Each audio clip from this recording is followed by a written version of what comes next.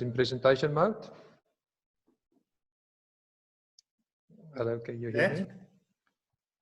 All right, people. I'm going to share with you tonight. So yes, thank you for the opportunity, Jasper, to share with you.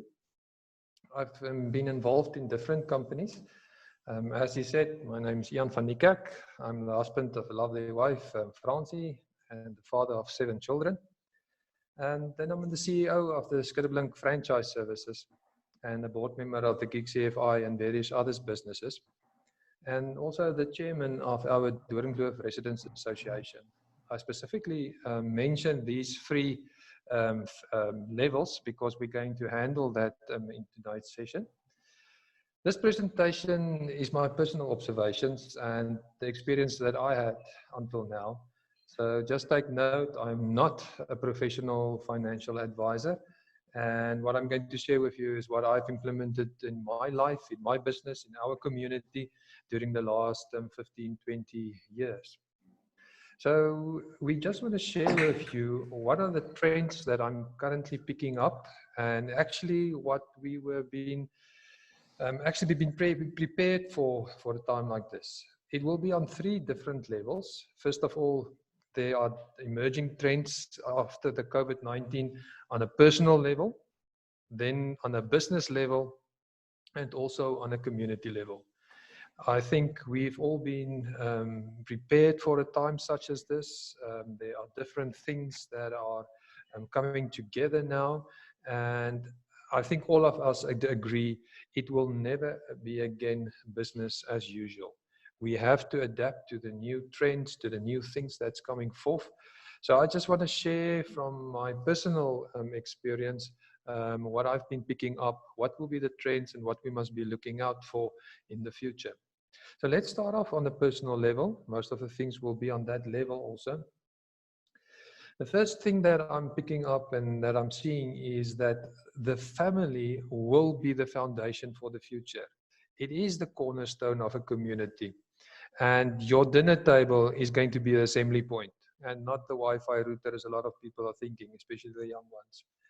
So it is especially important to have good family ties and relationships. You can just think of yourself and see what's happening now currently in the lockdown time. You know, it's now a time where the bonding with your family and your broader family is very, very important.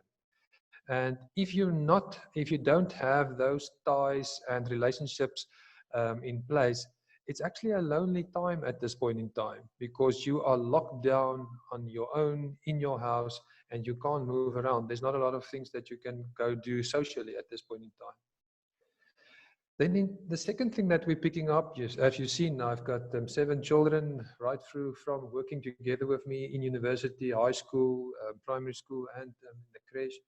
So I've got on all levels children. And what we've seen now from the schools, the university, is that the responsibility of education is going to become a big thing for the parent themselves.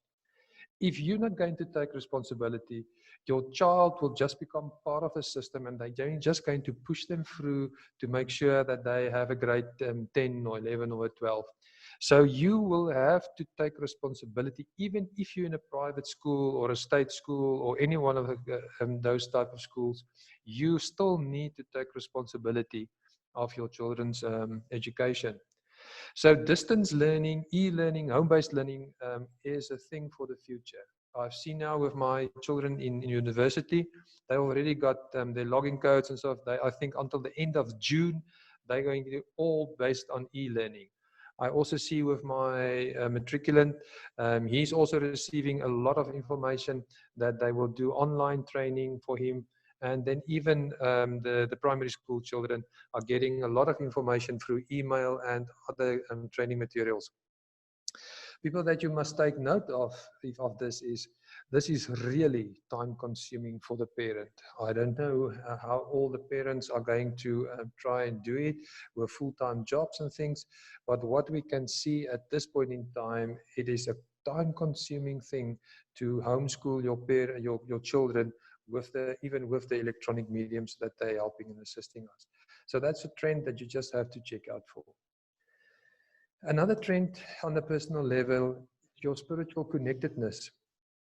As you've discovered in the last few weeks, there are no church meetings at this point in time. There's a lot of virtual meetings. I was just now involved in a live streaming here from Pretoria, which was connected internationally. I don't know if you're aware of it. They've broadcasted the trumpet call in Pretoria East, about 5 to 10 kilometers on the airwaves, but it was connected to all right across the world up to in Jerusalem. So church meetings and social meetings will start to get more and more on a virtual basis. And this, unfortunately, will have a huge impact on the church's financial model. You know, a lot of churches are desperate for their money, and they get their money through tithes and offerings when people come and visit the church on a Sunday. And this is going to change drastically. And I really, I sensed many, many years ago that the Lord said it's the same model as in the time of Joseph. First of all, it was Joseph that went out of his household to Egypt, and later on, and Joseph had to prepare the way. And later on, then came the whole family for him. And I think it's now the same. A lot of people have moved out of the church for whatever reason it might be, and preparing an environment in the business world for the general Christian out there. And I think we're going now to see a big exodus of people moving out of the churches into the business world, and they have to be practical in their Christianity right out there in their daily lives. So check out for that one. Another thing that I'm seeing and that I can really vouch to is the whole thing about self-sustainability as a household. You've seen what happened when the lockdown was set out by the president, and how people started to buy stuff and so forth and so forth. People, I would suggest to you that you would have at least at your house a storehouse to get your family going for at least a month to 3 months of supplies. And this is not a doomsday type of idea of things. This is just standard, straight, normal. Don't live out of the shop around the corner. I think they say in general, all your retail stores have enough food in there for 3 to 5 days. So if supplies are cut from those retail stores in total, you will have, within 3 to 5 days, you will have no food in the shelves, on the shelves. So make sure that you have a storehouse at your house with, and there's a lot of things around that to get it in place.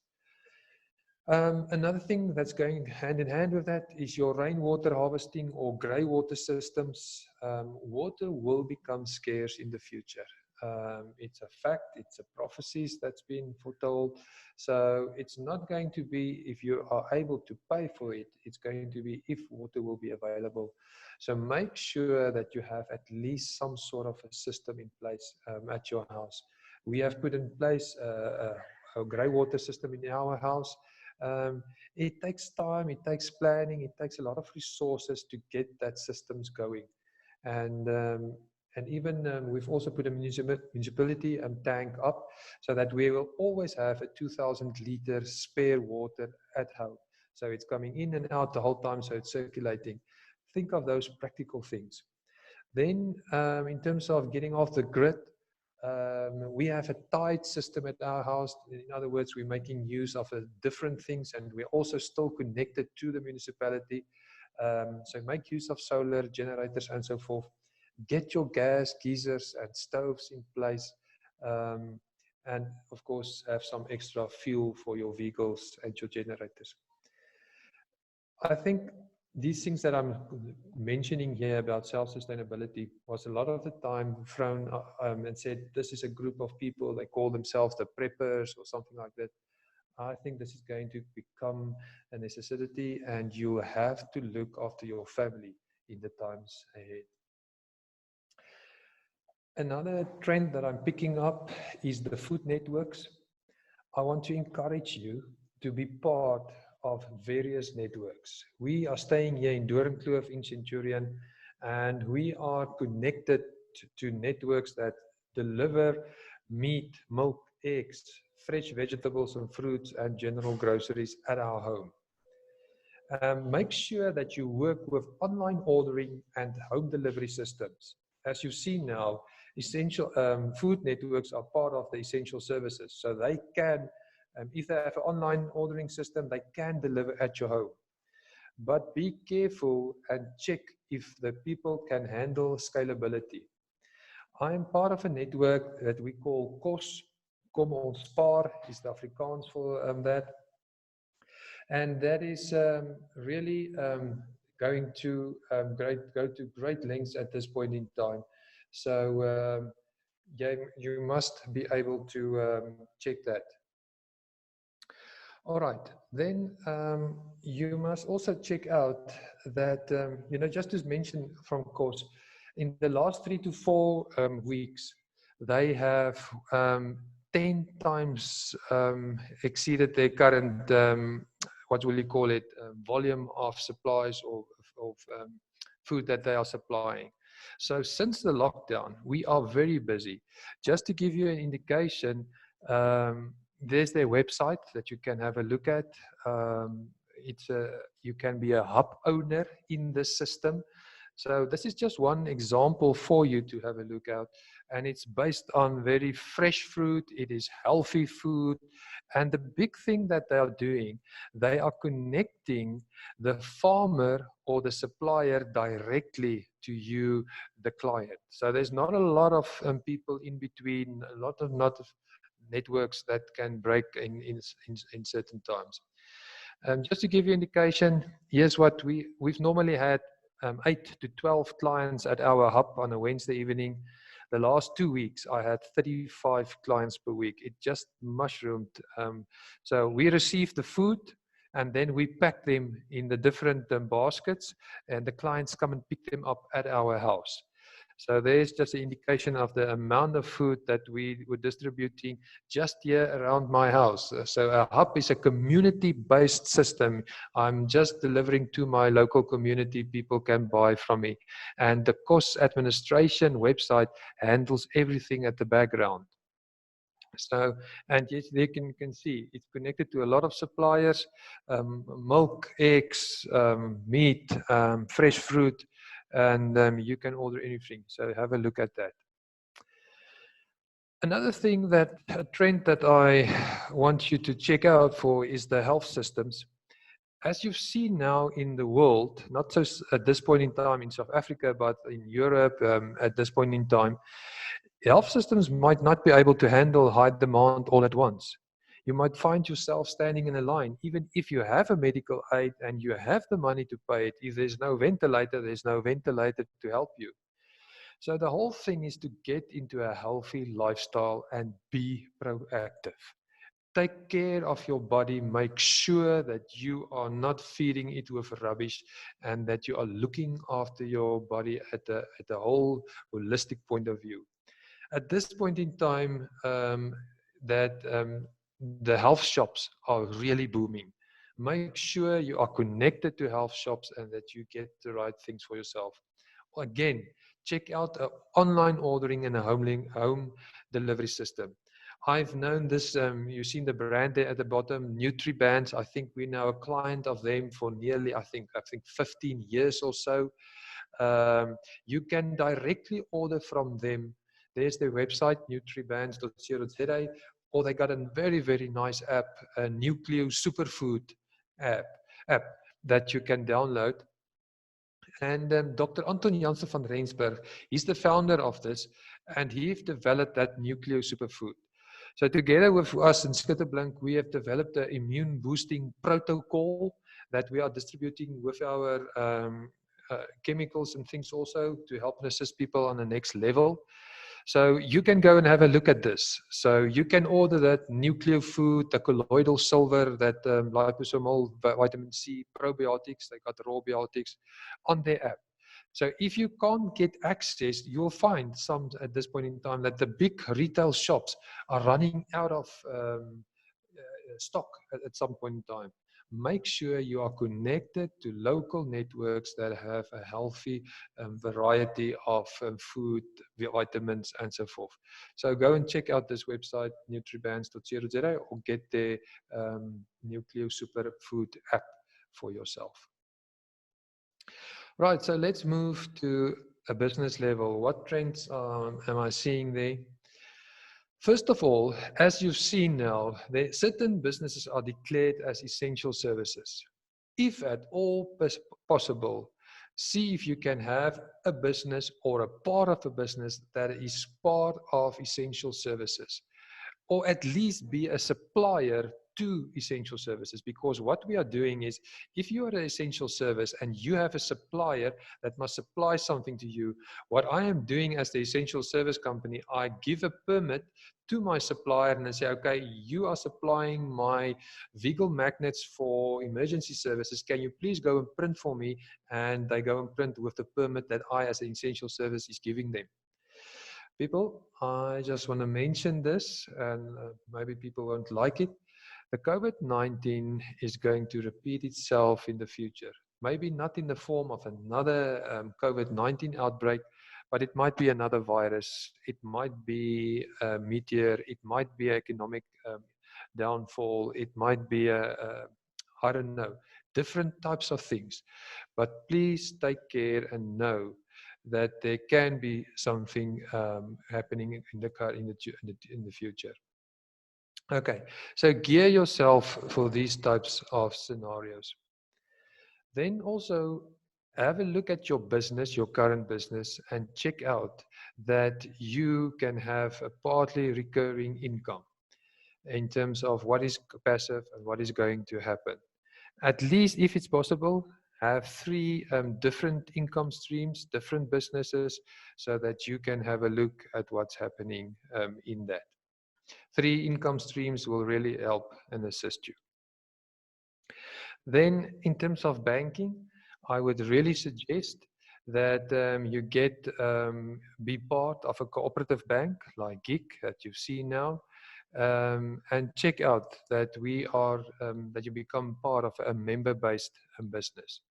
And look out for cooperative banks that have the same values and the ethics that you have, because that values and those ethics will have an impact on the financial reactions of those members to the market.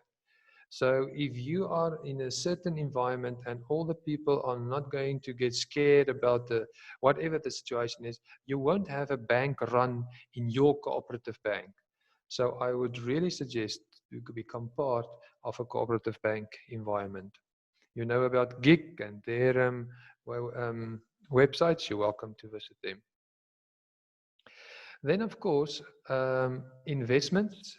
So again, I just want to state it. I'm not a professional financial advisor. This is my personal experience and what I've picked up over the years.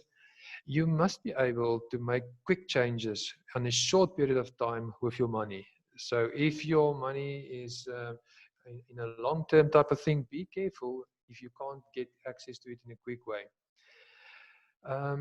If possible, invest your money where you have control over it. I know it's not easy and it's not always possible, but have a look, and that will be preferable where you have control over it, or at least where you know the people that is going to handle the money on your behalf. I always say the best place to invest money is in your own business. So if you don't have a business, start building up in a way so that you can help and assist yourself. And then I'm going to say this only once, be very careful for pension funds for the future. People, there's a nasty trend in these times, is that governments all across the world, and now even in South Africa also, are starting to borrow money against the pension funds. This is a very, very, very dangerous situation, and I don't foresee any good in that. Enough said about that. Then another trend that I want to share with you is, I think you can see it by now, is that your business have to be mobile. double check and make sure that your business can at any point in time move from one place to the next, and that is basically if you have a mobile phone, you have a laptop, and all your staff have also the same, then you are mobile, then you can handle your things. So make sure, I think that people with big businesses and offices are going to have problems in the future, because they are, I've got friends in the corporate environment, and they're already saying, why do we have such a big building? All our personnel are currently working from home. The effectiveness is rising, and we just need a small place where we can have meetings, or maybe meet with a client. So be very careful for going for big buildings. Check out investments in big buildings. I think there's a trend that people are going to scale down and to work mobile from their offices, and use small office space stations. Well, I think you know now by now, as you are also connected now to Zoom, you must be able to work online, conferences, socials, meetings, and so forth.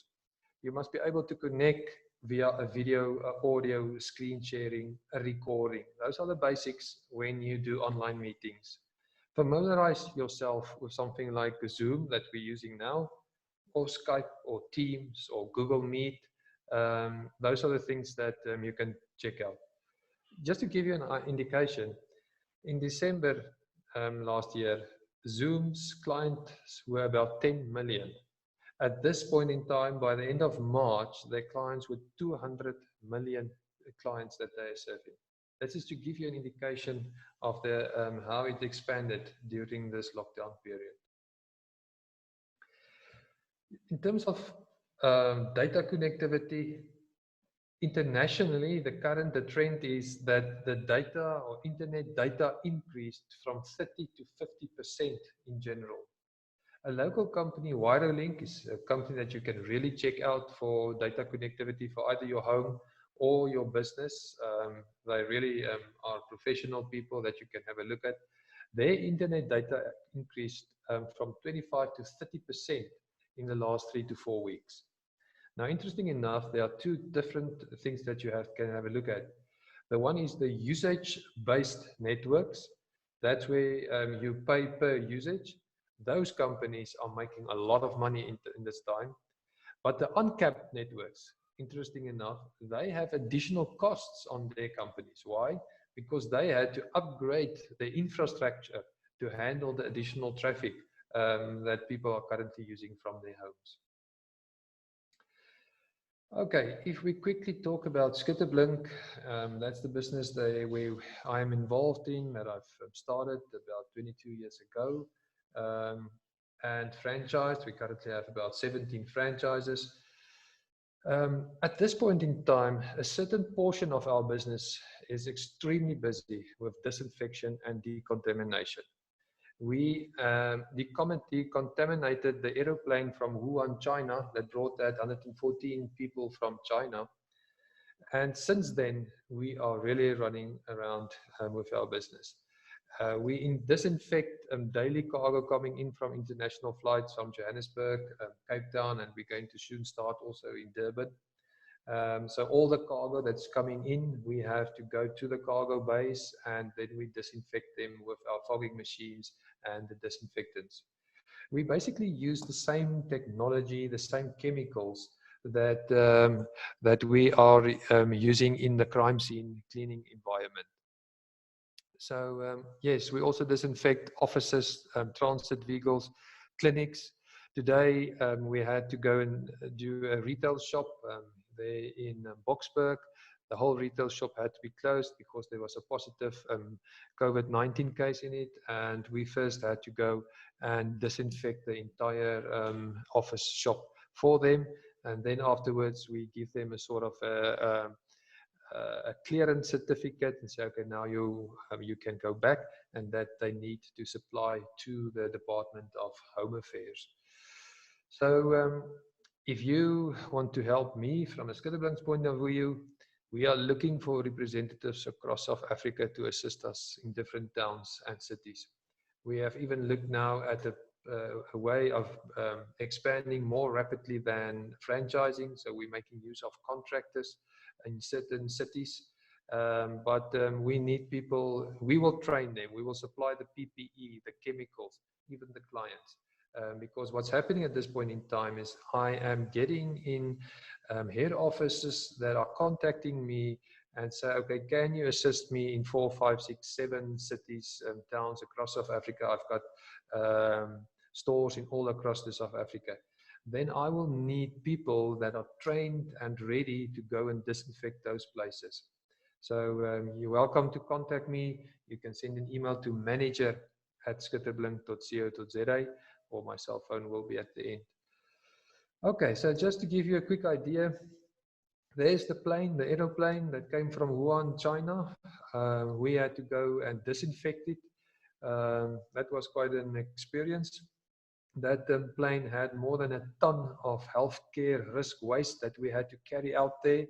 And there were certain specific procedures, legislation, how to use it and how to get rid of it and how to incinerate it. So our team were there. We were a team of 8 people cleaning and disinfecting that thing. There's 2 of our staff members currently at the international airports, where they are busy disinfecting the pallets and the AKE containers. So every container or pallet that's coming in from overseas, there's now a new regulation, must be decontaminated and disinfected before they can release it to the clients. Yeah, and there's just a photo that someone posted on, I think was on Facebook, where we assisted clinics and also some of the homeless shelters here in Centurion, because there's a lot of homeless shelters that the government erected, or the municipalities, and people are supplying them. So we just go from time to time and we disinfect that for the people. Okay, then lastly is on a community level. As I said to you, I'm the chairman here in Doornkloof neighborhood, and we've implemented a model here that we really have a look and check out for the entire community. So it's not only a security-based community, we assist and help people at all levels. And you will see that in times of need, in times of crises, you need to be connected to broader networks. There's a certain point in time where you need a broader network than the family network. When there's bigger things than just your household, you have to be connected to your community and your community area. And those networks can be anything from food, medical security, friendship, support, or community concerns. So what we've done here in Doornkloof is we have created street groups. So in each street, you will find a street captain. So we, as the EXCO from the Residents Association, will post information on the street captain group, and then the street captains will take those messages and distribute it to their street groups individually. We handle it via WhatsApp, we have an email, we have a Facebook, we have a website, and we have created a whole group of infrastructure, what would we call it, groups or people that assist. So we have a care group. We are providing food for the residents in Doornkloof that don't have food, where there's problems. If there's a trauma, we can go and do trauma support. And then especially we've created a group for the elderly. So we have taken a roll call on all the streets where are our elderly living. We've got their numbers, and then we have sort of allocated persons to the elderly, and they give those elderly people on a daily basis a WhatsApp call or a WhatsApp message and just hear from them, are everything okay there? Can we go and buy some food for you if you don't want to go out, or how can we? So we have a total support system on a street level in the entire Doornkloof. If I'm talking about Doornkloof, I'm talking about 1,400 homes, 200 businesses. That's the size of our community, basically. We have a business forum with a lot of things that we're doing, training, marketing, networking, and so forth. Of course, we got our neighborhood watch for the security, the radio coordinators, that's 24/7 going. It's all people that are doing it privately from their homes. We don't have a certain ops room where we operate from. We hand the radio over from house to house. Of course, other part that we have is our civics. That's to help assist with the roads, the electricity, the sewage, the water, and so forth in the area. We're very closely connected to our ward councillor to help and assist us so that we can streamline these things even in the lockdown period. And of course, then our PR lady is managing all the different social media and making sure that we can get things out.